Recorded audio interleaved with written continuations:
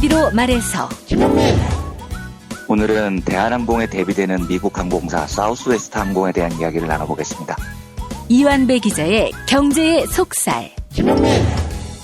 오늘은 김광규 시집 우리를 적시는 마지막 꿈에서 몇 편 읽어드리겠습니다. 정선태 교수의 오늘을 읽는 책. 오늘은 네이버 어떻게 할 것인가에 대해 말씀드리겠습니다. 김성애 보좌관의 답정너. 네, 오늘은 드루킹 관련된 언론의 오버와 오보, 그리고 오랜만에 최남수 YTN 사장 근황을 말씀드리겠습니다. 정상근 기자의 오늘 미디어. 김용민 브리핑. 잠시 후 시작합니다.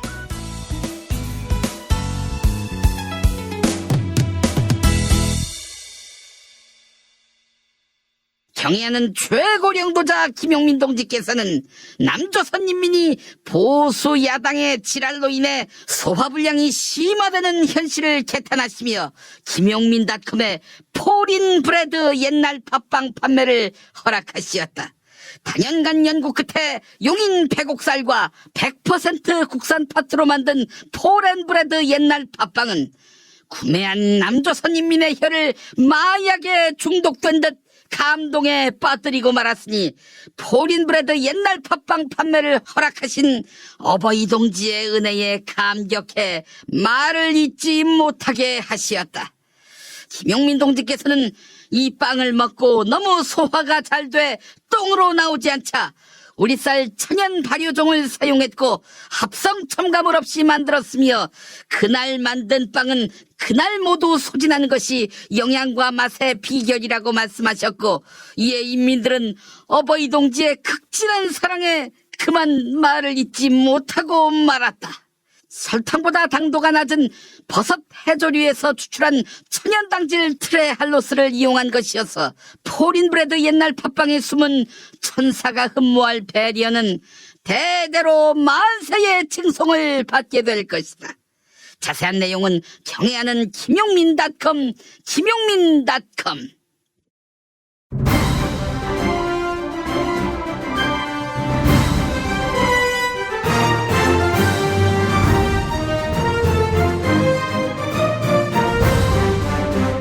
김용민 브리핑.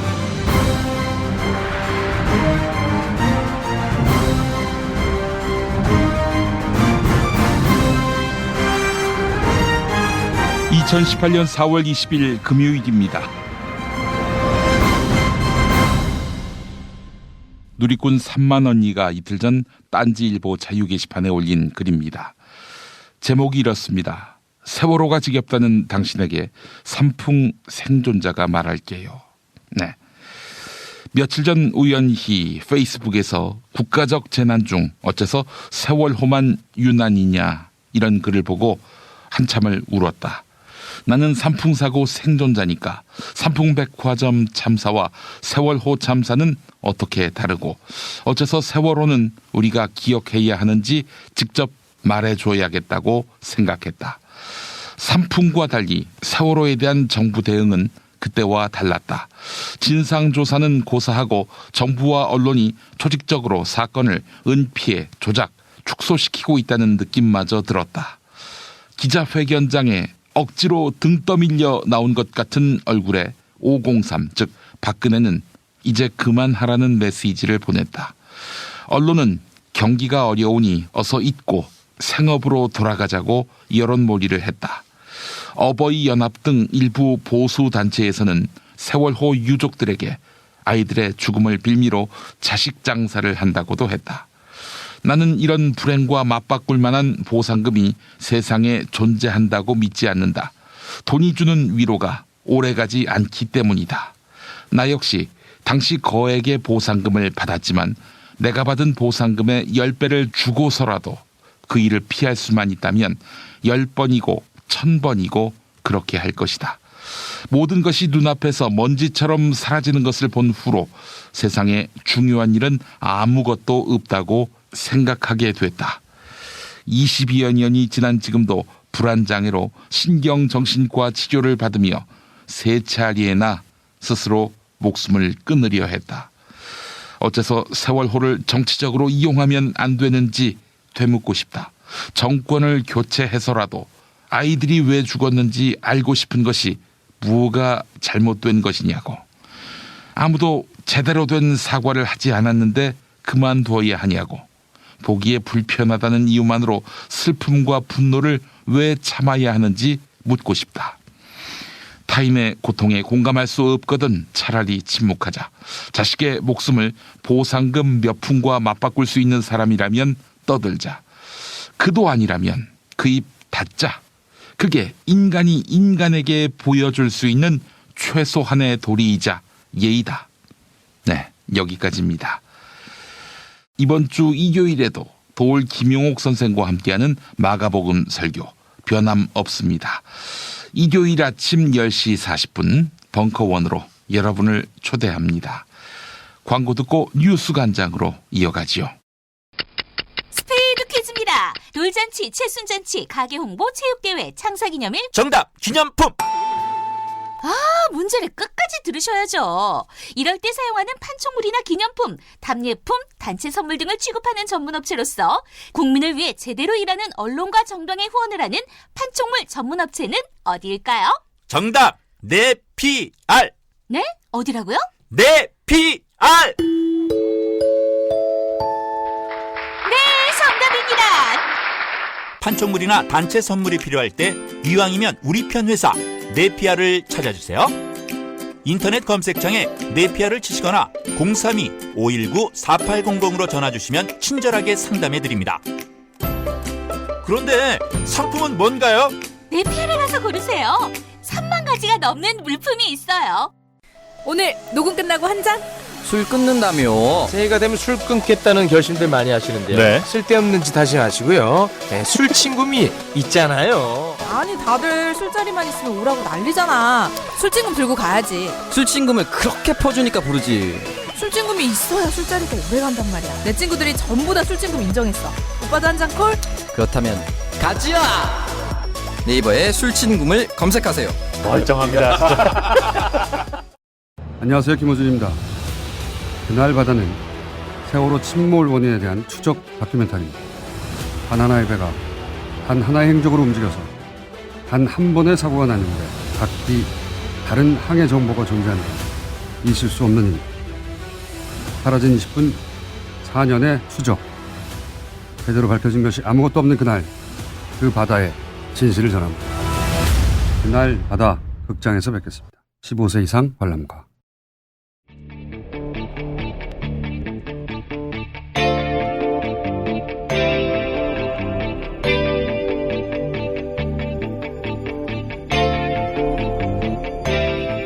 김용민의 뉴스 간장.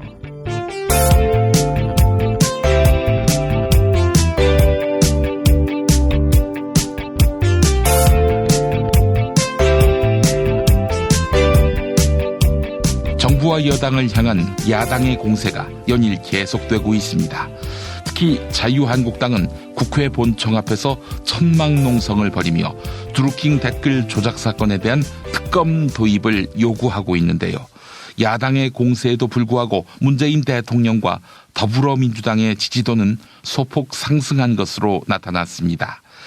CBS 라디오 시사자키 정관용입니다에 출연한 여론조사 전문가 배종찬 리서치 본부장, 그리고 진행자 정관용 한림국제대학원 대학교 교수의 대담 들어보시죠. 아무튼 김기식 낙마 드루킹 사건, 이것은 대통령 지지도에 아직까지는 큰 영향 미치지 않았다. 네. 이거로군요. 정당 지지도도 변화 별로 없죠? 그렇습니다. 사실 이 관련된 인물들이 소속된 정당이 더불어민주당이기 때문에 아직까지는 그 관련성이 긍정적이냐 부정적이냐 우리가 사실 확인 관계는 할 단계는 아닙니다만 오히려 의혹이 된다는 것 자체만으로도 우리는 지금까지 여론에서 상당히 부정적인 걸 봐왔거든요. 네. 그런데 이 조사 결과를 보면 더불어민주당의 지지율 과반을 넘었습니다. 이 절반을 넘었습니다. 53.2%. 일주일 전보다 또 올랐어요? 일주일 전보다도 올라갔다는 거죠. 올라갔어요? 예. 자유한국당의 지지율은 21.4%로 큰 변화가 없었고요. 이 바른미래당이 6.2%, 정의당이 4%, 민주평화당이 3.4%로 이렇게 나타났고요. 부동층은 또 이 9.4%로 오히려 줄어들었습니다. 예. 오히려 이런 결집 효과. 예. 의혹들이 아주 치명적이라면 물론 이제 더 지켜봐야 될 수 있습니다. 네. 여론의 흐름을. 예. 그런데 오히려 더불어민주당의 지지율이 높아졌다라는 것은 아직까지 이 관련 의혹이 충분히 반영되지 않은 것도 있겠지만 예. 한편으로는 지금처럼 뉴스에 대한 주목도가 높은 시기라면 오히려 결집을 할 수 있는 것이죠. 결집 효과. 배종찬 본부장이 소개한 여론조사 결과는 TBS가 리얼미터에 의뢰해 실시했고 지난 월요일부터 사흘 동안 전국 19살 이상 성인 남녀 1,500명을 대상으로 진행됐습니다. 또한 유선과 무선 전화로 조사됐고 표본 오차는 95% 신뢰 수준의 플러스 마이너스 2.5%포인트입니다. 자세한 사항은 중앙선거 여론조사 심의위원회 홈페이지에서 확인하실 수 있습니다. 청와대가 남북 정상회담과 관련해 종전선언 또는 평화선언 카드를 꺼내들었습니다. 또한 도널드 트럼프 미국 대통령은 남과 북이 종전 문제를 논의하고 있으며 나는 이 논의를 축복한다. 이렇게 밝히면서 지지 의사를 공식화했습니다.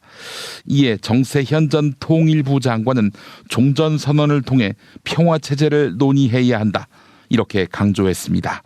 한반도의 항구적인 평화를 위해 남북은 물론 주변국들과 합의에 나서야 한다는 겁니다. 정세현 전 통일부 장관과 진행자 김현정 앵커의 일문일답 들어보시겠습니다. CBS 라디오 김현정의 뉴스쇼 1부입니다. 적대 행위를 중지하고 그다음에 그 종전 선언을 하면은 이제 평화 체제를 논의하는 프로세스를 시작해야 됩니다. 그 얘기는 뒤집어 얘기하면은 이제 북한이 비핵화하는 대가로 미국이 북한과 수교해주고, 예.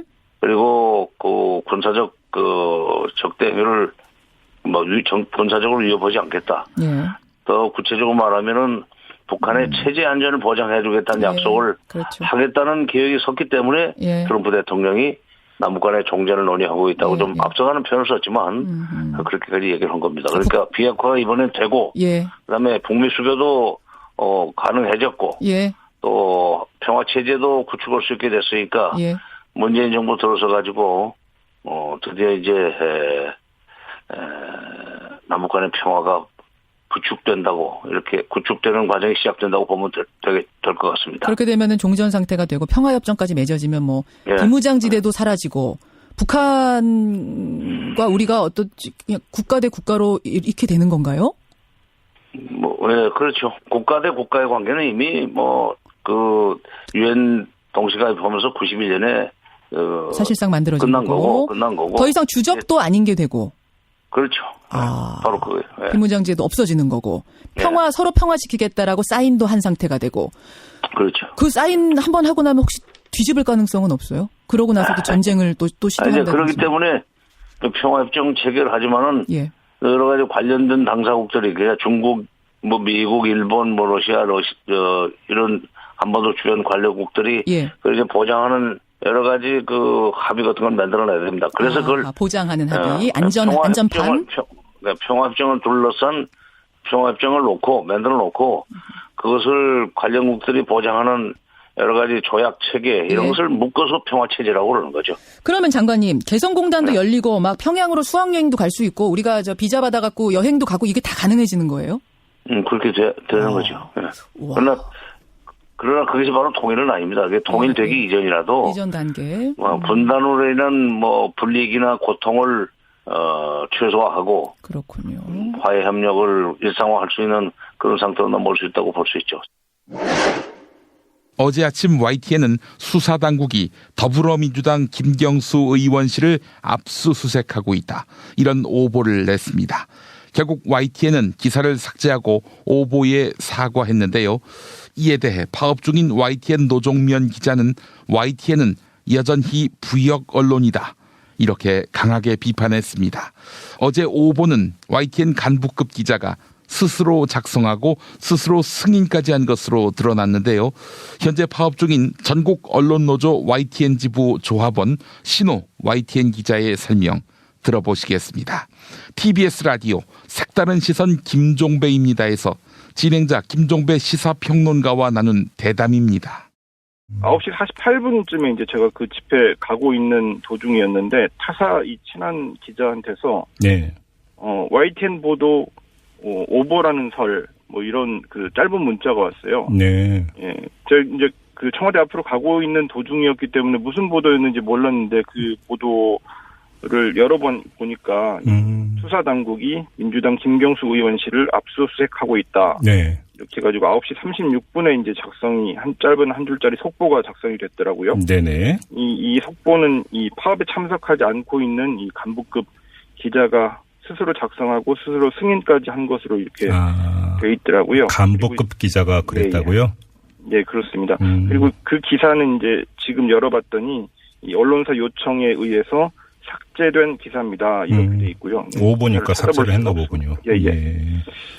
회사에서는 이제 11시 17분쯤에 오전 11시 17분쯤에 정정 기사를 냈습니다. 네. 검찰에서 김경수 의원실 압수수색은 사실과 다르다 이렇게 발표했다는 기사를 냈는데 그 기사를 봤더니 YTN은 현장 관계자 등의 제보를 받아서 이 같은 내용을 보도했지만 이렇게 이제 설명이 들어 있었는데 네.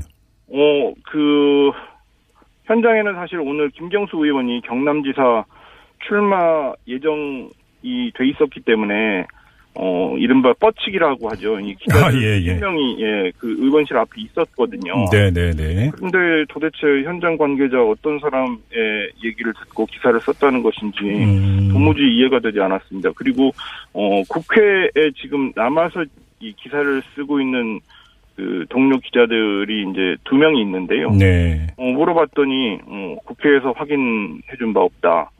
지금 취재를 하고 있는 기자들도 전혀 확인해준 바가 없다. 이렇게 설명하고 있어서 도저히 좀 이해가 안 가는 상황입니다. 수 없는 저도 입사한 지 18년 됐는데 이렇게 대형 오보 릴레이, 오보 도미노 사태 이런 거를 본 적이 없습니다. 네. 어떤 공통점이 있을까 이렇게 생각을 해봤는데 이 군축을 경축이라고 보도를 한 거 그리고 경축을 군축이라고 보도한 거죠. 경축을 경축을 군축으로 YTN에서 군축회담이 있을 것이다 이렇게 잘못 보도를 한 거 그리고 김기식 전 원장 출국 금지 오보 그리고 오늘 김경수 의원실 압수수색 오보 이 세 가지가 모두 그 통일부 같은 이 회담 당국 그리고 이제 검찰 또는 그 당사자한테 아무런 확인을 하지 않고 기사가 작성됐다는 그런 공통점이 있습니다. 취재 기자의 확인을 거치지 않았다. 현장 취재기 이 말씀이신가요?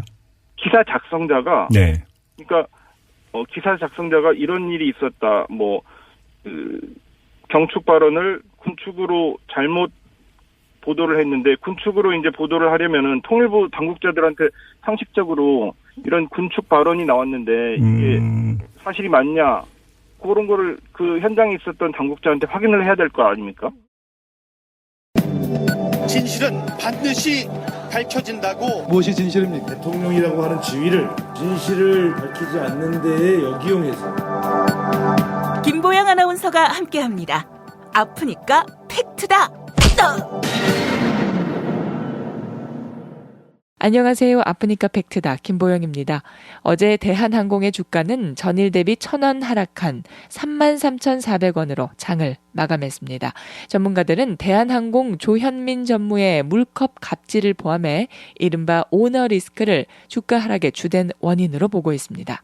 이에 따라 국민연금이 대한항공 물벼락 갑질 사태에 어떻게 대응할지 주목되고 있습니다. 국민연금은 대한항공의 지분을 약 12% 보유하고 있는 2대 주주입니다. 또한 한진그룹의 지주회사인 한진칼의 지분도 약 12% 보유하고 있습니다. 즉 대한항공의 오너 리스크를 줄이기 위해 국민연금이 이사진의 교체 요구처럼 주주 활동에 나서야 한다는 겁니다. 지난 18대 대선 기간에도 국민연금의 주주권 행사는 재벌개혁을 포함한 경제민주화 방안으로 부상했는데요. 당시 대선 후보들은 경제민주화 방안 가운데 하나로 국민연금의 주주권 행사를 거론한 바 있습니다. 18대 대선 기간 당시 안철수 무소속 후보의 발언 들어보시죠. 국민연금 등 연기금의 주주권 행사를 통해서 소수주주를 보호하고 재벌 총수의 전횡을 견제하겠습니다. 반면 보수 언론들은 국민연금의 주주권 행사에 부정적인 시각을 드러내고 있습니다. 보건복지부 장관이 국민연금공단 이사장을 임명하는 구조에서는 주주권 행사가 정치 논리에 좌우될 수 있다는 겁니다. 또한 정부의 정책 목표 달성을 위한 도구로 악용될 소지가 있다. 이런 우려를 나타내기도 하는데요. 하지만 미국 월가에서 오래 일한 경험이 있는 한 금융사 사장은 매일경제와의 인터뷰에서 이렇게 말합니다. 미국 기업에서 조현밀 갑질 같은 일이 발생한다면 주가 하락으로 손해를 본 주주들이 소송을 진행할 것이다. 경향신문 역시 국민연금이 더욱 적극적으로 나서야 한다고 이야기합니다. 오너 리스크에 따른 대한항공의 주가 하락은 국민 노후 자금을 관리하는 국민연금의 손실과도 직결된다는 것입니다. 기업의 가치에 훼손의 우려가 있을 경우 주주권을 행사하는 것은 당연한 책무입니다. 실제로 국민연금은 이런 오너 리스크를 줄이기 위해 스튜어드십 코드 도입을 준비하고 있습니다. 스튜어드십 코드란 최선을 다해 고객의 돈을 맡아 관리하고자 만든 주주권 행사 지침을 말하는데요. 문재인 대통령은 공약으로 사회책임 투자 원칙에 입각한 국민연금의 주주권 행사 강화, 즉 스튜어드십 코드 도입을 공언한 바 있죠. 국민연금은 올해 7월 스튜어드십 코드 도입을 준비하고 있습니다. 지금까지 아프니까 팩트였습니다. 충남 금산의 넓은 인삼밭. 정성농장을 일군 농부아버지 이정열 씨. 자연은 노력한 만큼 내어준다. 그 자연의 마음을 알기에 정성농장을 더불어 일구는 아들 이성규 씨도 아버지에게 배운 것처럼 정직하고 또 성실하게. 정성농장 홍삼은 인삼 재배부터 가공 판매까지 모두 책임지고 있습니다. 그래서 대한민국 1등 품질을 자부합니다. 검색창에 정성농장 홍삼을 검색해주세요. 정성농장 홍삼. 전화문의는 010-9754-6972. 다이어트는 결국 먹는 게 문제다! 문제긴 하지. 매끼 식단 챙기기도 번거롭고 빼도 금세 다시 찌고. 아직도 몰라? 비타샵 다이어트를 해봐. 안 그래도 궁금했는데 어떻게 뺀 거야? 몇 개월 한 거야? 몸에는 안 나빠? 물어 뭐래. 비타샵 가봐. 같이 해. 1522-6648 혹은 비타샵을 검색해주세요. 제임스 티스푼과 함께 프리미엄 차 전문몰로 새롭게 단장한 전창걸몰에서 전하는 봄 소식. 얼었던 땅을 뚫고 올라온 새싹의 생명력을 전해주는 새싹 땅콩차. 봄날의 새콤함이 느껴지는 이집트 신의 붉은 유혹 히비스커스 차. 부드럽고 따뜻한 봄바람과 같은 중국의 명차 보이차. 맑고 편안함을 선사하는 레몬 밤차. 겨울에 무거워진 나의 몸을 가볍게 해주는 레몬 마테차까지 즐거운 소식 많은 대한민국의 봄. 새싹 땅콩차와 제임스 티스푼의 크로스오버 티파티에 함께하시죠. 전창걸몰닷컴 전화 070-8635-1288 070-8635-1288.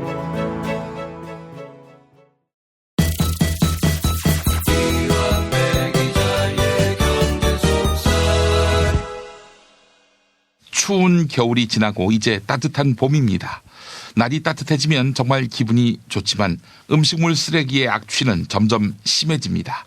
김용민닷컴에 압도적 최저가로 입점된 음식물 쓰레기 처리기 스마트카라 PCS350을 만나보세요. 악취는 제거되고 쓰레기의 부피는 줄며 조용한 데다 전기세 걱정도 없습니다. 스마트카라 PCS350 김용민닷컴에서 만나보시기 바랍니다. 이제 경제의 속살로 이어가겠습니다. 민중의 소리 이완배 기자 만나겠습니다. 이완배 기자님. 네, 안녕하십니까. 예, 자 오늘 어떤 이야기 준비하셨습니까? 예, 이번 주 내내 우울한 이야기만 쭉 드렸는데요. 그래서 오늘은 주말을 앞두고 좀 밝은 기분으로 금요일을 보내셨으면 좋겠다는 뜻에서 흥이 나는 기업 스토리를 하나 전해드리려고 합니다. 예. 지금 이제 조현민으로부터 촉발된 대한항공 조씨 일가 조간해라고 부르던데요. 이 조간해의 갑질이 일파만파로 퍼지고 있죠. 그런데 저는 이번 사건을 보면서 정말 이 조간해가 얼마나 인간 이하로 살았으면 이렇게 많은 녹취 파일들이 이렇게 삽시간에 퍼질 수 있나 놀랍기까지 하더라고요. 제가 한국 재벌들의 폐악질에 관해서 여러 자료들을 그래도 꽤 훑어봤다고 생각하는 사람인데 조간해 너희들이 짱 드세요. 니네들이 1등입니다. 제 결론 내리면은요. 어제 보니까 그런 녹취 파일도 나왔더라고요. 제가 화요일에 블라인드 앱에 올라온 대한항공 노동자들의 폭로를 한번 쭉 소개해드렸는데 그 방송 보면 조현민 엄마가 이명희라는 사람인데 이 이명희는 아침부터 밤까지 욕을 입에 달고 살았다는 폭로가 있었잖아요. 아니 항공계의 김용민입니까? 그 정도가 상대가 안 되는 겁니다. 김용민 PD님 은퇴하실 때가 됐어요. 예. 예, 그런데 아니나 다를까 이 이명희 씨 녹취 파일이 나왔습니다. 2013년에 자택 리모델링 공사를 할 때 이명희가 리모델링 공사하시는 노동자분들께 이게 제가 말로 하면 뉘앙스가 안 사는데 세트로 다 잘라버려야 해. 잘라. 아우 저 거지 같은 놈. 이 새끼야. 저 씨발놈의 새끼 나가. 이렇게 절규하는 파일이 나왔습니다. 예. 근데 이 파일을 녹음하신 분 이야기가 대한항공 사모가 이 정도밖에 안 되냐 라는 생각에 녹음을 해두셨다는데요. 참 이 집안은 정말 설명이 안 됩니다. 제가 이번 주에 조금 다른 일들이 있어서 바빠서 김용민 브리핑을 쭉 못 듣다가 오늘 이제 비로소 월요일자부터 몰아서 듣기 시작했는데 월요일자 김용민 파일에 조현민 목소리하고 고라니 목소리를 교차해서 만드셨더라고요. 제가 그거 듣고 진짜 빵 터졌거든요. 그런데 이번에 나온 그 이명희 녹취 파일을 보면 나중에 이명희 씨가 제풀에 못 이겨서 나가 이렇게 소리치는 대목이 있어요. 근데 제가 이걸 듣고 뭐가 생각이 났냐면 독립군가라는 노래가 있습니다. 이게 실제로 독립투사들이 독립투쟁 때 불렀던 노래고 요즘은 크라잉넛이라는 유명한 펑키락 그룹이 리메이크도 했던데 노래가 제가 노래를 잘 못해서 좀 죄송한데 신대 한국 독립군의 백만 용사야 조국의 부르심을 내가 아느냐 이렇게 시작하는 노래인데요. 요 노래 후렴이 이렇습니다. 나가 싸우러 나가 싸우러 나가 요런 대목이 있거든요. 여기에 아까 그 이명희가 했었던 나가 이걸 입히면 너무 잘 어울릴 것 같은 거예요. 이거 하면 나가 싸우러 나가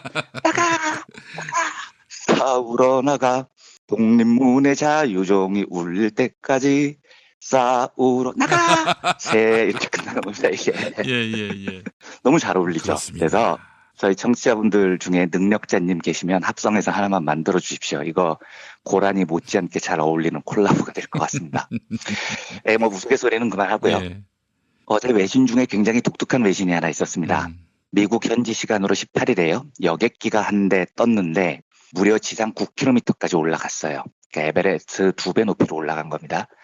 그런데 이 정도 높은 상공에서 엔진이 폭발을 해버렸습니다. 이 비행기에는 승객과 승무원 149명이 타고 있었고요. 그런데 이 항공기를 모는 조종사가 테미 조 슐츠라는 여성인데요. 56세입니다. 이 기장이 비행기 안에서 엔진이 터지니까 유리창도 깨지고 비행기 안에서 유리창이 깨지면 어떻게 되는지 우리가 영화에서 많이 봤잖아요. 그야말로 아비규환이 일어난 겁니다. 그런데 이 슐츠 기장이 굉장히 침착하고 냉정하게 관제탑하고 교신을 합니다. 그리고 기술을 인근 필라델피아 공항으로 돌려서요. 비상착륙을 시도를 해서 성공을 합니다. 이 사고로 1명이 죽고 7명이 다치기는 했는데 9km 상공에서 엔진이 터졌는데 대형 참사를 막아냈어요. 그래서 탑승객들이 이 슐츠 기장을 보고 더 큰 비극을 막은 미국의 진정한 영웅이다 이렇게 이야기를 하고 있고요.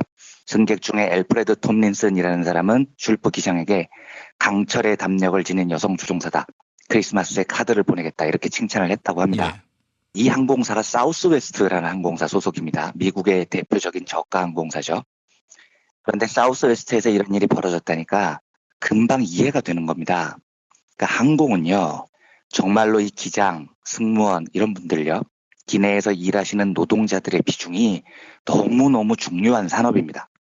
원들이 자긍심을 가지고 책임감을 가지고 일을 하느냐 아니면 늘 스트레스를 받고 뭔가 쫓기듯이 일을 하느냐 이건 수백 명의 목숨을 좌우하는 진짜로 중요한 문제라고요.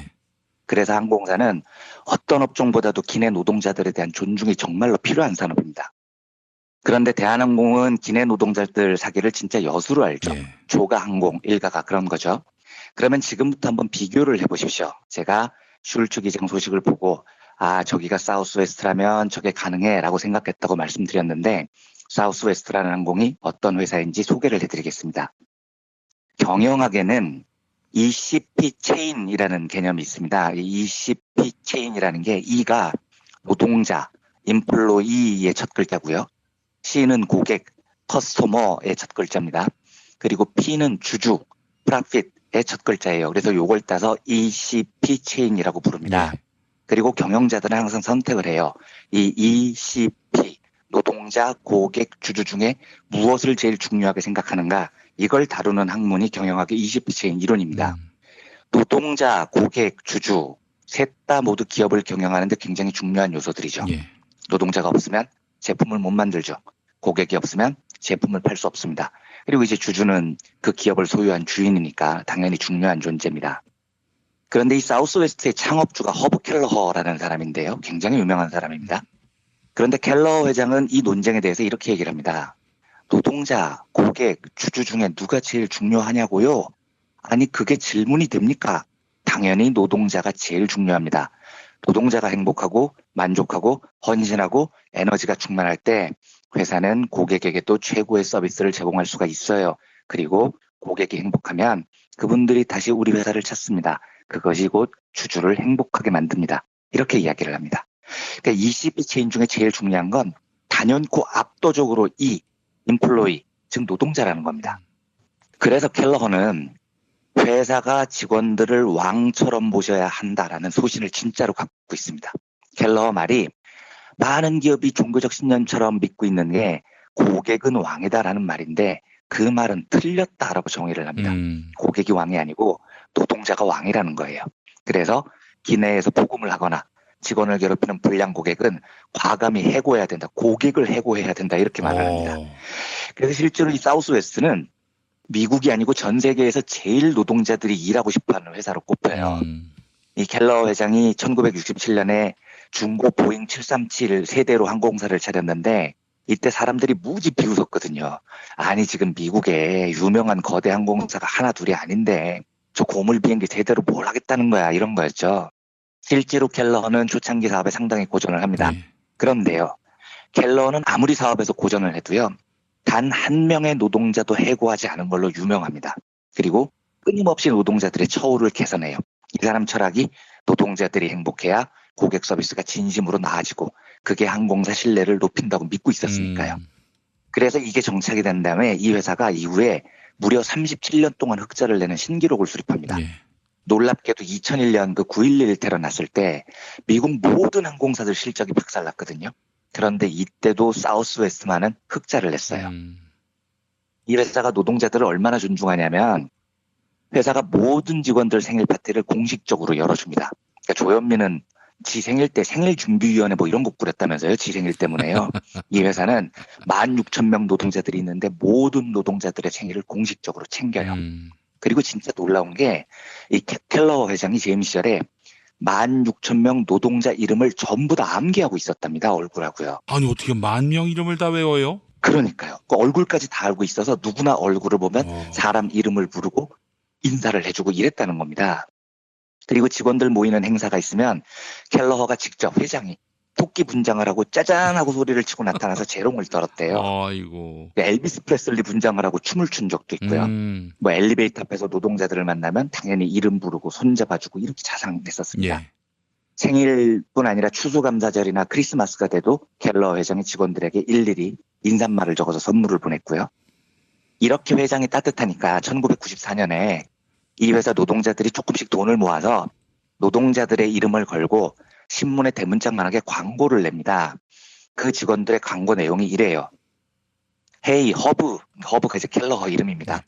헤이 허브, 우리의 이름을 모두 기억해주고 직접 선물을 주는 허브, 당신이 회장님이 아니라 우리의 친구가 되어주신 것에 진심으로 감사의 말씀을 드립니다.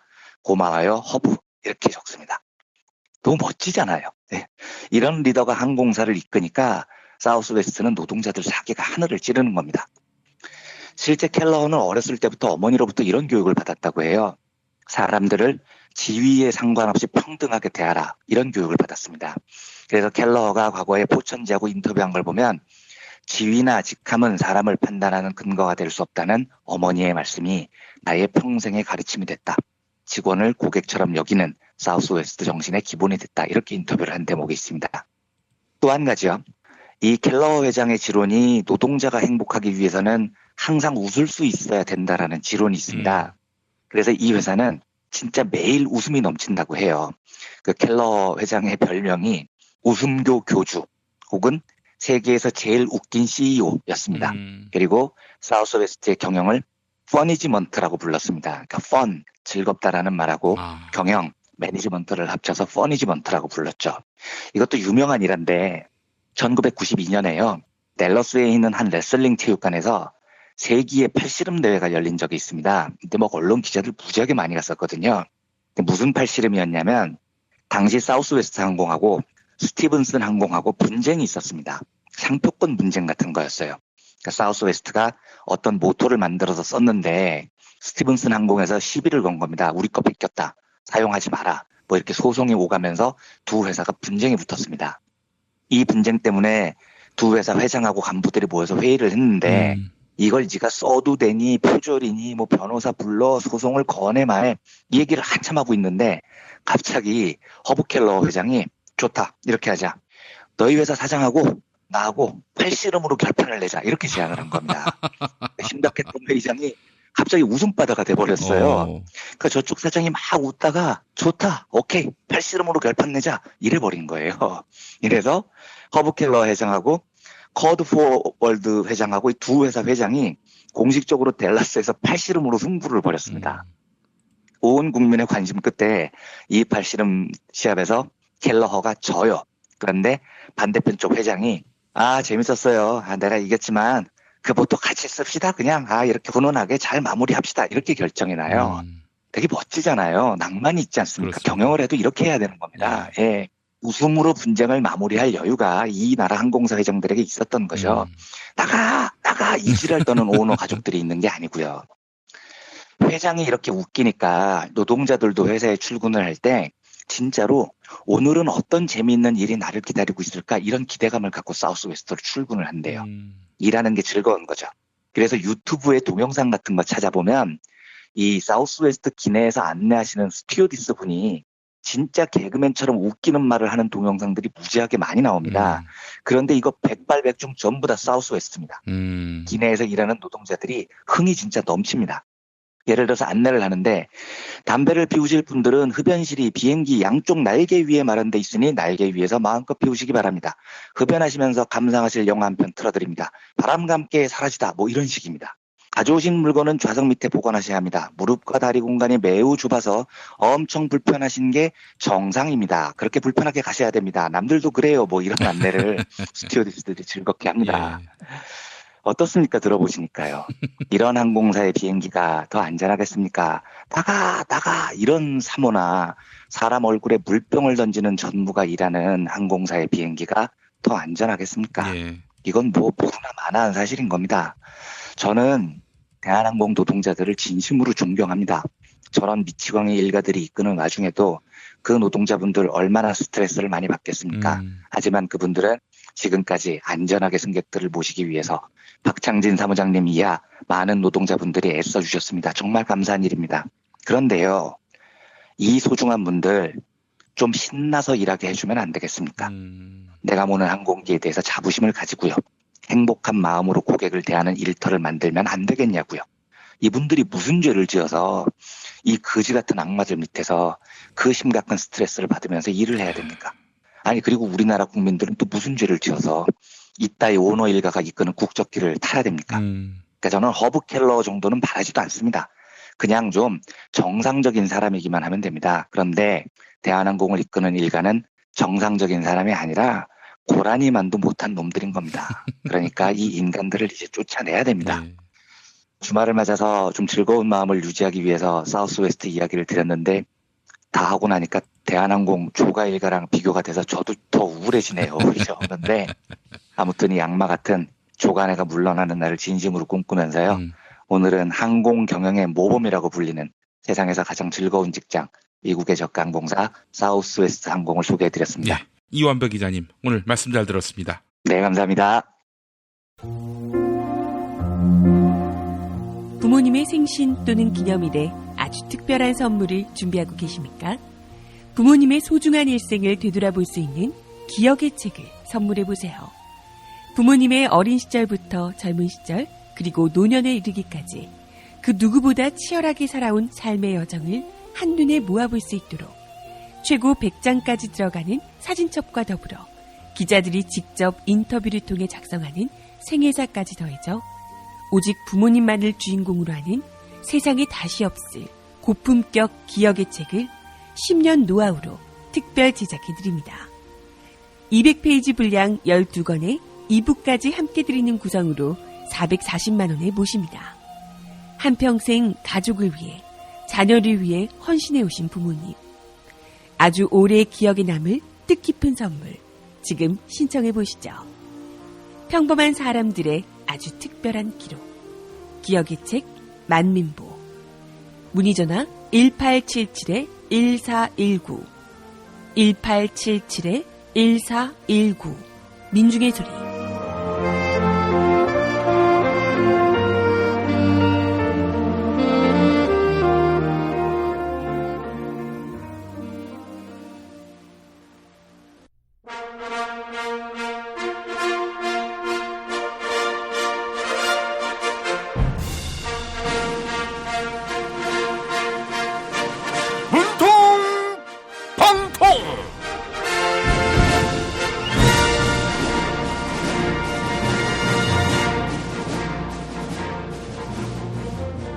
대통령 문재인입니다. 취임 이후 처음으로 언론사 사장들을 초청해 간담회를 개최했습니다. 남북 정상회담과 관련한 조언을 듣고 협조도 구하기 위해서입니다. 그런데 시민들은 언론사의 조언 따위는 들을 필요가 없다고 말씀하십니다. 어제 하루 엄청난 오보들을 쏟아내서 그런 것 같습니다. 이에 기자들이 반성문을 보내왔는데 한번 읽어볼까요? 국민 여러분, 언론사들이 어제 대형 오보들을 배포하며 큰 실수를 저질렀습니다. 먼저 오보의 시작은 YTN이 끊었습니다. 수사 당국이 더불어민주당 김경수 의원실을 압수수색 중이다. 이렇게 상상력을 동원한 기사를 쓴 것입니다. 또한 노컷뉴스와 동아일보는 김경수 의원이 경남도지사 선거에 출마하지 않기로 했다. 이렇게 보도를 했습니다. 결국 다른 언론사들은 이 오보들을 받았었습니다. 그러나 지금은 오보들을 모두 삭제했으니 안심하셔도 됩니다. 오보를 받던 분들만 못 본 척 해주시면 됩니다. 아이고, YTN 내부에서도 YTN은 여전히 부역 언론이다. 이렇게 쓴소리가 나오고 있어요. 참으로 안타깝습니다. 예? 사과하고 정정기사 내보냈다고요? 뭘 더 어떻게 하냐고요? 이 보세요. 한 시민이 YTN에 전화해서 정정보도 안 올리냐?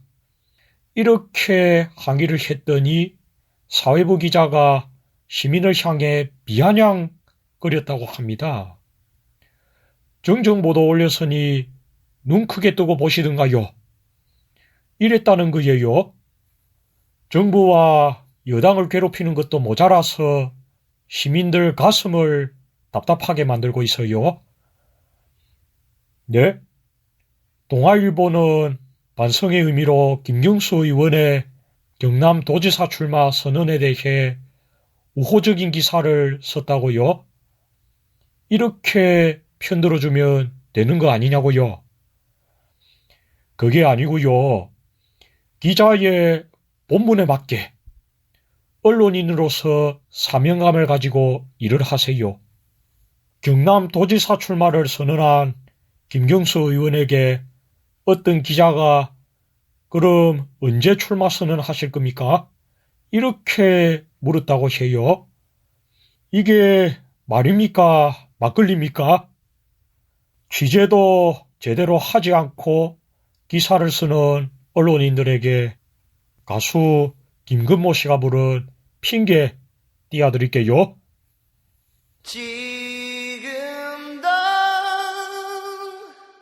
이해할 수 없는 그 얘기로 난 핑계를 대고 있어.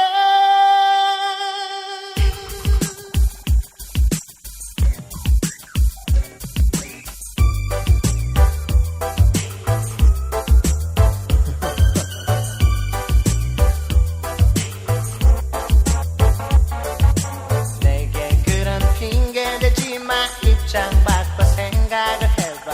네가 지금 나라면 넌 웃을 수 있니? 혼자 남는 법을 내게 가르쳐준다면 농담처럼 진담인 듯 건넨 그 한마디 안개꽃 한 다발 속에 숨겨둔 편지엔 안녕이란 두 글자만 깊게 새겨있어.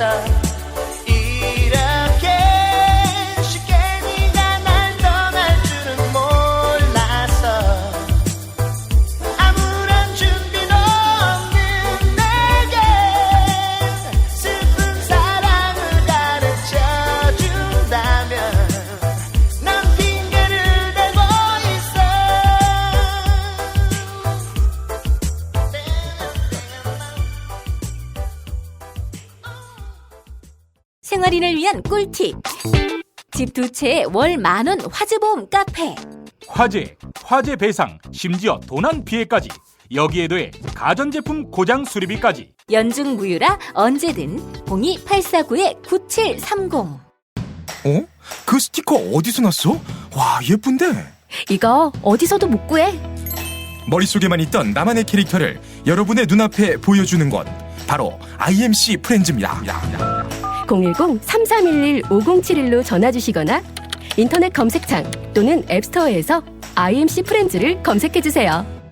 지방선거 후보자님, 잘 들으세요. 선거는 뿌리오와 함께 선거 문자 1위는 뿌리오. 선거 문자 12년 연속 1위. 1위 당선 1위 문자 뿌리오. 야, 근데 홍어가 진짜 그렇게 몸에 좋아? 아니, 끝내준다니까. 근데 비싸지? 열나 싸고 열나 맛있는 홍어가 있다니까. 어디? 알싸한 홍어.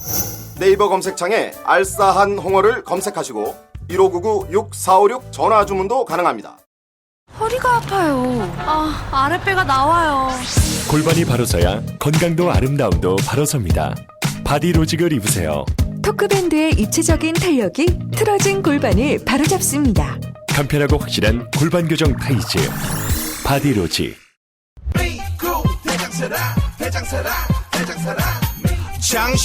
장실 굿모닝 화장실 바나 굿모닝 바나나. 이건 제가 써보니까 효과가 있는 것 같아요.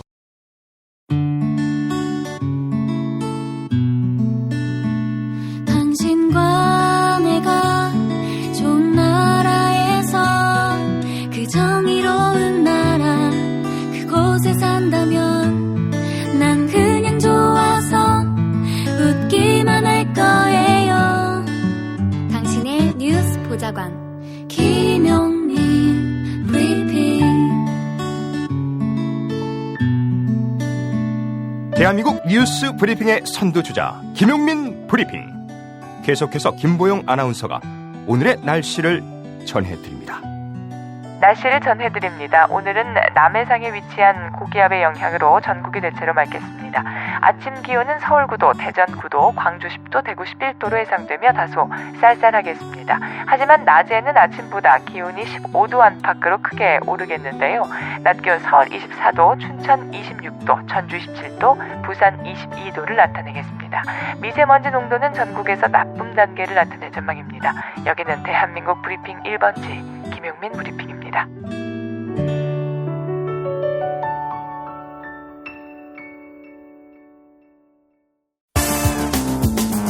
오늘을 읽는 책, 문학평론가인 국민대학교 국문학과 정선태 교수와 함께합니다. 국민대학교 한국어문학부 국어국문전공 정선태 교수님과 함께하겠습니다. 교수님. 네, 안녕하세요. 예. 자, 오늘 시가 있는 금요일입니다. 오늘도 지난번에 소개해드렸던 김광규 시인의 다른 시집 우리를 적신 마지막 꿈 여러분과 함께하겠습니다. 예. 제가 좋아하는 시인이고 이 시집 역시 많이 아끼는 책 중에 하나입니다. 좋은 시들이 참 많아요. 근데 이 시집을 고른 이유는 녹음하는 오늘 4월 19일 4.19를 떠올렸기 때문입니다. 김광규 시인의 다른 시집 아니다 그렇지 않다에서도 봤듯이 김광규 시인은 4.19 세대여서 4.19 시대의 그 감각들을 여러 시편에서 잘 보여주고 있습니다. 네. 이 시집에 그 유명한 희미한 옛사랑의 그림자가 실려 있는데요. 희미한 옛사랑의 그림자 보기 전에 제가 좋아하는 기억의 시편 하나 읽어드리겠습니다. 예. 영산이라는 제목인데요. 이 영자는 신령하다 할 때 영자입니다. 우리 어릴 때 고향을 떠올려 보면은 앞에 높은 산들이 있었죠. 근데 지금 가보면은 그때 봤던 산의 모습이 아니에요. 이처럼 과거의 기억들이 사라져가는 데 대한 어떤 쓸쓸함을 묘사한 그런 시 같습니다. 예. 읽어보겠습니다. 영산, 내 어릴 적 고향에는 신비로운 산이 하나 있었다. 아무도 올라가 본 적이 없는 영산이었다. 영산은 낮에 보이지 않았다. 산허리까지 잠긴 짙은 안개와 그 위를 덮은 구름으로 하여 영산은 어렴풋이 그 있는 곳만을 짐작할 수 있을 뿐이었다. 영산은 밤에도 잘 보이지 않았다. 구름 없이 맑은 밤하늘 달빛 속에 또는 별빛 속에 거무스레 그 모습을 나타내는 수도 있지만 그 모양이 어떠하며 높이가 얼마나 되는지는 알 수 없었다. 내 마음을 떠나지 않는 영산이 불현듯 보고 싶어 고속버스를 타고 고향에 내려갔더니 이상하게도 영산은 온데간데 없어지고 이미 낯설은 마을 사람들에게 물어보니 그런 산은 이곳에 없다고 한다. 네. 사라진 기억에 대한 아릿한 이미지들을 이렇게 그려내고 있습니다. 착각을 한 겁니까? 착각이라기보다는 어릴 때 봤던 그 산, 구름에 쌓여 있던 산들, 그리고 아무도 올라가 보지 않았던 산들이 이제는 뭐 많은 사람들 손길이 닿고 또 내가 찾은 고향에는 낯선 사람들만 있을 뿐이죠. 그러니까 과거의 기억들이 다 사라졌다는 비유로 읽으시면 될 것 같습니다. 이런 아름다운 시도 있고요. 오늘 본격적으로 소개해드릴 그 4.19에 관한 시 두 편 보겠습니다. 하나가 진혼가라는 시입니다. 진혼이란 혼을 위로한다는 뜻이죠. 진혼가라는 시가 자신이 끝없이 게을러지는 걸 끝없이 경계하면서 4.19 때 죽어간 어떤 친구를 떠올리는 것 같습니다. 김광규 시인이 41년생이니까 4.19 때는 19, 20살이쯤 됐겠죠. 예. 그때 그 사라진 친구를 잊어서는 안 된다. 끊임없이 떠올려야 한다. 기억해야 한다. 라고 강조하면서 조용한 목소리로 그 기억의 필요성을 읊고 있습니다. 진혼과 함께 하겠습니다. 애초부터 그는 없었던 것이 아닐까. 새벽녘 바다와 마주서서 흘러내리는 모래시계를 바라보며 때로는 건널목 신호등 앞에 잠시 걸음을 멈추고 생각했다. 아니다. 분명히 그는 있었다. 창가에 걸린 그의 옷은 바람에 흔들리고 책상 위에 비스듬히 놓여있는 안경, 피우던 담배 5갭이 남았고 즐겨 마시던 술이 반병쯤, 눈빛, 목소리, 몸짓 떨쳐버리고 마침내 몸까지 남겨놓고 그는 떠난 것일까? 그를 보내고 우리가 남은 것일까? 아니다. 신발을 벗어놓고 그는 갑자기 안으로 들어갔다. 기억 속으로 들어가 버렸다. 우리는 그러면 밖에 있는 것일까? 밖에서 서성거리며 그를 찾는 것일까? 그럴 필요는 없다. 이제 아무것도 그를 가리지 못하고 우리를 숨기지 못한다. 가장 뚜렷한 모습으로 그는 저 안에 있는 것이다. 그를 생각하지 말고 그를 보라. 네, 이렇게 마무리되는 시입니다. 4.19 때 사라진 친구를 단순히 기억할 게 아니라 저 안에 있다고 막연히 생각할 게 아니라 바로 그를 직시하라는 거죠. 예. 끝없이 기억해야 할 필요성을 강조하는 시로 들으시면 좋을 듯 합니다. 이런 진훈 시에 이어서 나오는 작품이 바로 그 유명한 희미한 옛사랑의 그림자입니다. 희미한 옛사랑의 그림자는 제목만으로도 참 아릿한 여운을 남기는데요. 사실은 이 작품의 의미는 4.19가 지난 이후에 서서히 정치에 무관심해지고 세상사에 무관심해지고 일상에 길들여지는 나를 경계하는 시로 보시면 좋을 것 같습니다. 먹고 살기 바쁘다 보면은 세상 일에 관심이 없어진다 그러잖아요. 정치로부터 멀어진다 그러고 사회의 불의로부터도 나를 감추기 급급하기 쉽죠. 예. 그래서는 안 된다는 거죠. 이 희미해진 옛사랑의 그림자, 즉 우리가 싸웠던 함께 투쟁했던 그 추억들을 끊임없이 되살려야 한다는 게 이 시의 의미로 다가옵니다. 보겠습니다. 아주 멋진 시입니다. 희미한 옛사랑의 그림자, 4.19가 나던 해 새밑, 우리는 오후 5시에 만나 반갑게 악수를 나누고 불도 없이 차가운 방에 앉아 하얀 입김을 뿜으며 열띤 토론을 벌였다. 어리석게도 우리는 무엇인가를, 정치와는 전혀 관계가 없는 무엇인가를 위해서 살리라 믿었던 것이다. 결론 없는 모임을 끝낸 밤, 해화동 로터리에서 대포를 마시며 사랑과 아르바이트와 병역 문제 때문에 우리는 때묻지 않은 고민을 했고, 아무도 귀 기울이지 않는 노래를, 누구도 흉내낼 수 없는 노래를 저마다 목청껏 불렀다. 돈을 받지 않고 부르는 노래는 겨울밤 하늘로 올라가 별똥벌이 되어 떨어졌다. 그로부터 18년 오랜만에 우리는 모두 무엇인가 되어 혁명이 두려운 기성세대가 되어 넥타이를 메고 다시 모였다.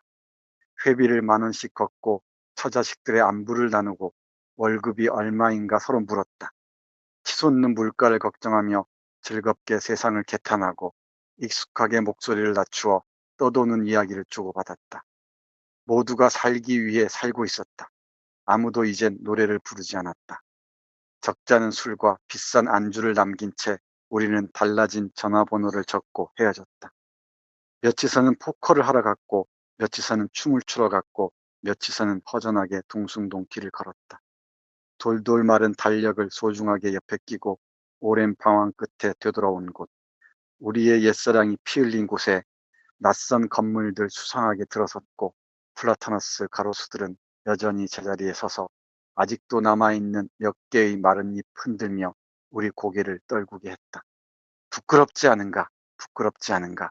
바람에 속삭임 귓전으로 흘리며 우리는 짐짓 중년기의 건강을 이야기했고, 또 한 발짝 깊숙이 늪으로 발을 옮겼다. 맞아요. 이런 시를 들으면은 금방 터져 나온 것처럼 탄식이 이어져야 합니다. 그 순정했던 젊은 시절의 노래와 때묻지 않은 고민들은 다 중년이 되면서 사라져버리고 우리는 혁명을 두려워하는 기성세대가 됐다는 거죠. 그리고 월급이 얼마인가 묻고 적잖은 술과 비싼 안주도 남기고, 그리고 몇몇은 춤추러 가고, 그리고 몇몇은 동숭동 길을 허전하게 걷고. 그런데 이런 옛사랑이 피 흘린 곳에서 수상 건물들이 들어섰는데 우리는 짐짓 모른 체 하면서 가죠. 그런데 플라타너스 그 잎들이 소리 지르는 것 같습니다. 부끄럽지 않으냐고. 이런 속삭임들을 귓등으로 흘려 들으면서 이 중년기의 건강을 이야기하고, 그러면서 한 발짝 더 깊숙이 늪으로 또 발을 옮겼다고 얘기합니다. 네, 아름다운 추억, 서정적인 추억도 있을 수 있지만 우리가 정말 순정한 마음으로 욕심도 없이 정말 이타적인 의미에서 싸웠던, 피 흘렸던 그 옛사랑들도 잊어서는 안 되겠죠. 그게 4.19가 우리에게 타전해오는 그 메시지가 아닌가 생각을 합니다. 참 좋죠. 그리고 또 우리 김 PD가 원하시면은 한 편 더 읽어드리겠습니다. 아유, 원하다마다요, 교수님. 예. 생각과 사이라는 그 작품인데요. 제가 좋아하는 시편입니다. 역시나. 우리는 시인은 시만 생각하고, 정치는 정치만 생각하고, 군인은 전쟁만 생각하고, 학자는 학문만 생각하고, 이래야 한다는 어떤 불문율 아닌 불문율에 사로잡혀 있는 경우가 많잖아요. 근데 그래서는 안 된다는 겁니다. 늘 우리는 그 사이를 생각해야 되고요. 경계를 생각해야 되고, 그리고 그 사이에 무엇이 흐르는지, 어떤 의미가 있는지를 지속적으로 읽어내야 한다는 것입니다. 그렇지 않으면은 정말 남는 것은 뭐 공예와 농약과 억압과 통계뿐이라는 것이 이 시가 우리에게 전하는 간절한 그 메시지인 것 같습니다. 생각과 사이 읽어보겠습니다. 시인은 오로지 시만을 생각하고, 정치가는 오로지 정치만을 생각하고, 경제인은 오로지 경제만을 생각하고, 근로자는 오로지 노동만을 생각하고, 법관은 오로지 법만을 생각하고, 군인은 오로지 전쟁만을 생각하고, 기사는 오로지 공장만을 생각하고, 농민은 오로지 농사만을 생각하고, 관리는 오로지 관청만을 생각하고, 학자는 오로지 학문만을 생각한다면 이 세상이 낙원이 될 것 같지만 사실은 시와 정치의 사이, 정치와 경제의 사이, 경제와 노동의 사이, 노동과 법의 사이, 법과 전쟁의 사이, 전쟁과 공장의 사이, 공장과 농사의 사이, 농사와 관청의 사이, 관청과 학문의 사이를 생각하는 사람이 없으면 다만 휴지와 권력과 돈과 착취와 형무소와 폐허와 공해와 농약과 억압과 통계가 남을 뿐이다. 네, 이런 작품입니다. 명편입니다. 요즘에 뭐 통섭이니 융합이니 이런 얘기를 많이 하고요. 인문학의 품을 얘기하는데 그 바탕에 놓여 있는 게 바로 생각과 사이라는 것이 아닌가 싶습니다. 우리 김용민 브리핑이 지향하는 것도 그게 아닌가 싶어요. 이 정치와 경제 사이를 늘 고민하고요. 또 정치와 인문학 사이를 늘 고민하고, 또 법과 시 사이를 고민하고, 그리고 정치와 전쟁 사이를 고민하고, 그리고 노동과 법률 사이를 고민하고, 그게 바로 더 나은 사회를 향한 길이 아니겠습니까? 이 사이를 생각하지 못할 때 남는 게 휴지와 권력과 돈, 착취, 형무소, 폐허, 공해, 농약, 억압 등이라는 것 꼭 명심해야 할 것 같습니다. 이 생각과 사이는 우리 시사 브리핑에 정말 최고로 생각하는 김용민 브리핑의 화두를 그대로 제시한 게 아닌가 생각해 봅니다. 예, 감사합니다, 교수님. 4.19를 하루 지난 4월 20일. 저는 4.19하고 5.16을 엮어서 보는데 왜 우리의 혁명은 1년 만에 실패했는가. 4.19 1년 지난 5.16 당시 우리 사회의 상당수 지식인들이 그 당시 군사 쿠데타를 지지했던 점. 그것도 있고 제가 덧붙이자면 그 혁명에 대한 깊은 관심으로부터 벗어나 일상으로 귀환 또는 도피했다는 점도 우리가 떠올리지 않을 수가 없죠. 그게 바로 역사에서 배워야 할 것이라고 생각을 합니다. 그렇습니다. 4.19의 정신을 기억하되 과정의 실패도 분명히 기억해야 할 겁니다. 실패가 스승이라 하는 이유는 그런 의미에서가 아닐까요? 해서 4.19가 실패했다는 점을 우리가 회한으로만 돌릴 게 아니라 거기에서 깊은 의미들을 다시 길어 올려야 할 것이라고 생각합니다. 예, 알겠습니다. 자, 정선태 교수님 오늘 말씀 잘 들었습니다. 네, 고맙습니다.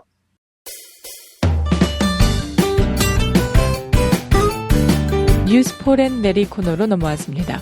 김용민 트위터 계정에서는 매일 설문조사가 진행되고 있습니다. 올해 1월 더불어민주당은 네이버의 댓글 조작 의혹과 관련해 정황 증거를 수집해 경찰에 수사 의뢰한 바 있는데요. 실제로 드루킹 일당이 자동화 프로그램 매크로를 사용한 정황이 드러나면서 댓글 폐지론이 다시 대두되고 있습니다. 국내 포털 사이트도 구글처럼 아예 뉴스 댓글 서비스를 제공하지 말아야 한다. 이런 목소리에 힘이 실리고 있는 겁니다. 이에 시민들은 댓글 폐지론에 대해 어떤 판단을 내리고 있을지 설문조사를 진행해봤습니다. 오늘 새벽 4시까지 모두 694분이 의견을 남겨주셨습니다. 79%. 5명 가운데 4명은 한국 포털도 댓글란을 없애야 한다. 이렇게 응답해 주셨습니다. 포털의 댓글란을 그냥 둬야 한다는 의견은 21%로 나타났네요. 트위터를 통해 시민들의 의견 듣고 있습니다. 로컬라이프님, 뉴스는 언론사 사이트에서 볼 수 있도록 해야 합니다. 댓글도 거기서 달도록 해야 하고요. 포털의 권력이 되는 길을 허용하면 안 됩니다. 모아님, 기레기들이 제대로 된 기사를 쓸 리가 없습니다. 그래서 포털 댓글란을 살려둬야 합니다. 설문조사에 참여해주신 여러분께 감사의 말씀 전합니다.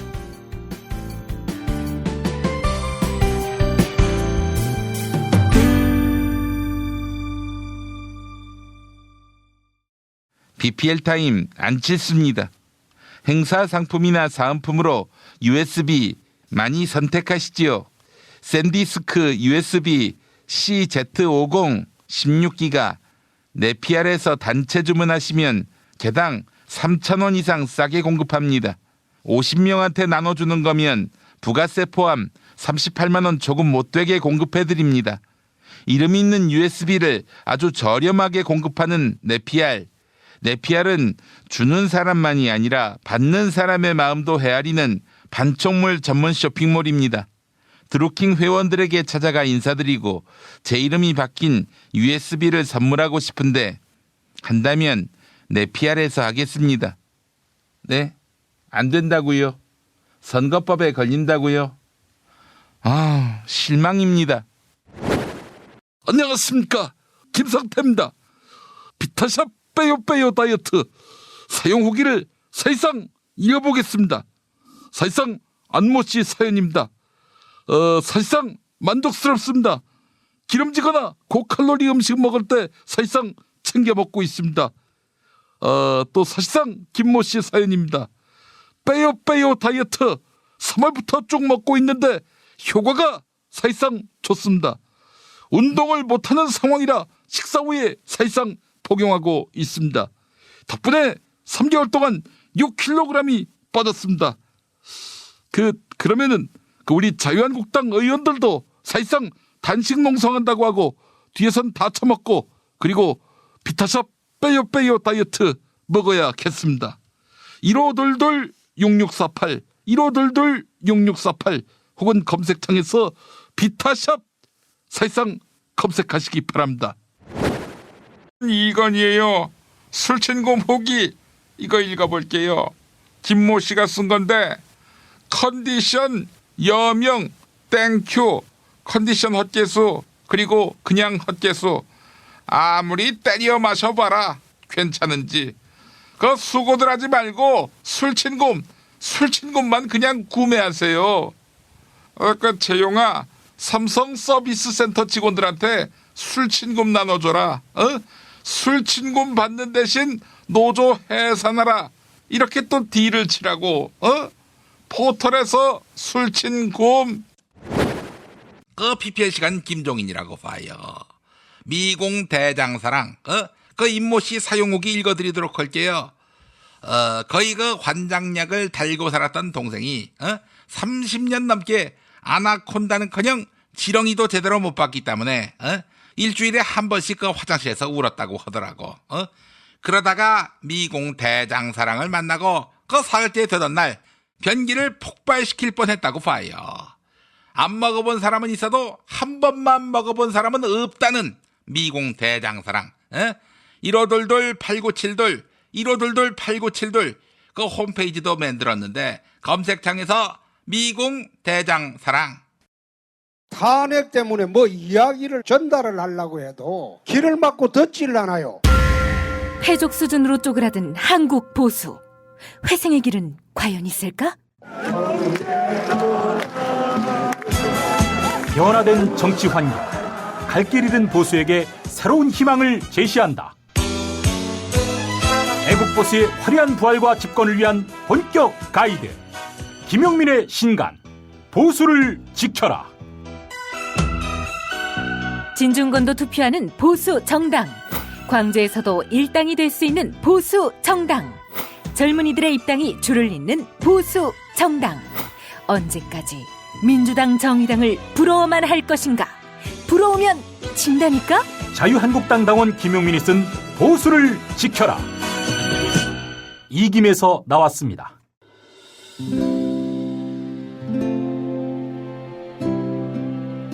그러니까 목사님은 우리 남북 관계에 있어서도 큰 정기를 마련해 주셨습니다. 늦봄 문익환 목사 탄생 100주년. 민주화와 통일운동을 위해 11년 4개월간 옥고를 마다하지 않은 행동하는 양심. 오늘 우리가 누리고 있는 이 민주주의 또 문익환 목사님 덕분이 아주 큽니다. 그가 24년 동안 살았던 서울 강북구 인수봉로 통일의 집이 6월 1일 문익환 통일의 집 박물관으로 거듭납니다. 사람들이 이렇게 항상 북적북적 이렇게 했던 공간이라 아버지한테만 아니라 우리 모두들한테 굉장히 큰 의미가 있는 통일의 역사를 기억하며 통일의 길을 모색하는 문익환 통일의 집 박물관 기념사업 추진위원으로 함께해 주시겠습니까? 이건 단지 어떤 유가족들의 유산이 아니라 우리 시대가 가지고 있는 유산이기 때문에 자세한 안내는 포털 사이트에서 문익환 통일의 집을 입력해 주세요.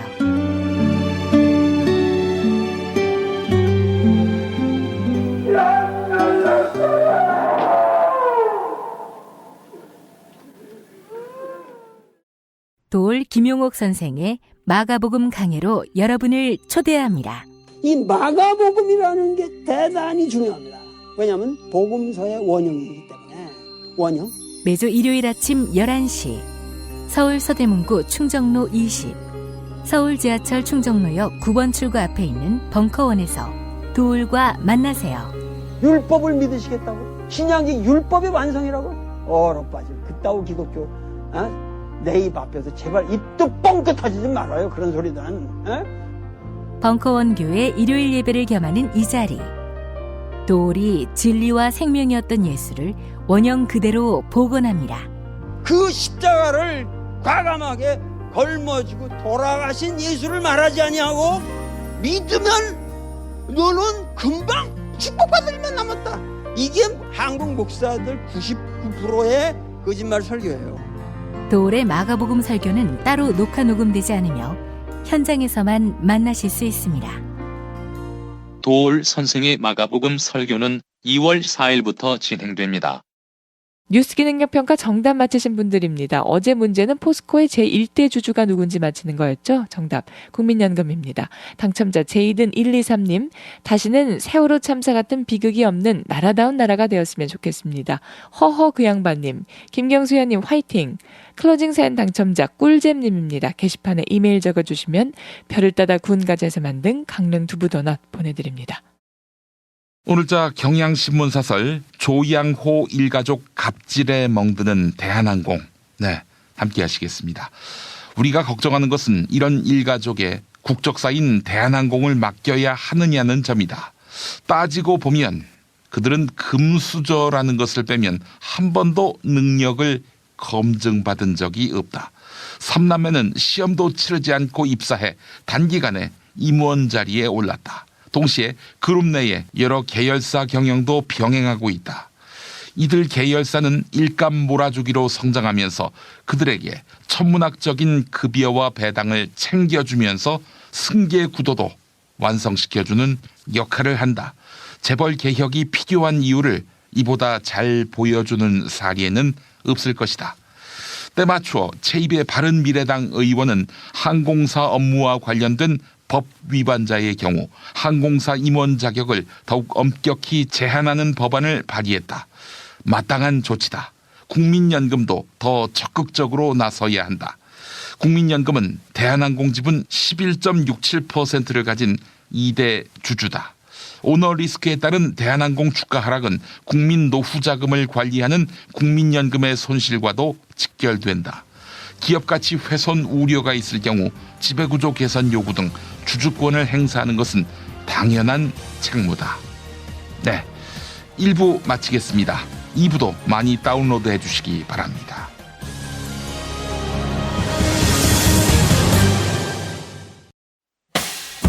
김용민 브리핑과 함께한 시간 어떠셨어요? 다음 시간에도 보다 바르고 알차며 즐거운 정보로 여러분을 찾아가겠습니다. 팟캐스트 포털 팟빵에서 다운로드하기, 구독하기, 별점 주기, 댓글 달기로 응원해주세요. 잊지 마세요. 다운로드하기, 구독하기, 별점 주기, 댓글 달기.